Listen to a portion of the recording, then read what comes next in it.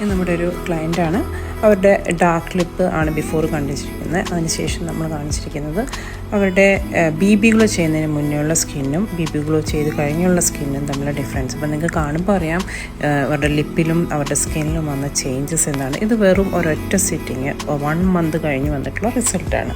അപ്പോൾ ഇത് നമ്മൾ ഈ സർവീസൊക്കെ എടുക്കുമ്പം ഇതിൻ്റെ ഹോം കെയറും ഒക്കെ കൂടി കാര്യങ്ങളെല്ലാം കറക്റ്റ് ആകുമ്പോൾ മാത്രമാണ് നമുക്കിതുപോലുള്ള റിസൾട്ട് കിട്ടുന്നത്. അപ്പം ഇതുപോലുള്ള റിസൾട്ടുകൾ നമുക്കിവിടെ പെർമനൻറ്റും ആയിരിക്കും. ലിപ്പിൻ്റെ റിസൾട്ട് പെർമനൻ്റ് ആണോ എന്ന് എല്ലാവരും ചോദിക്കാറുണ്ട്. ഇത് പെർമനൻ്റ് ആണ്.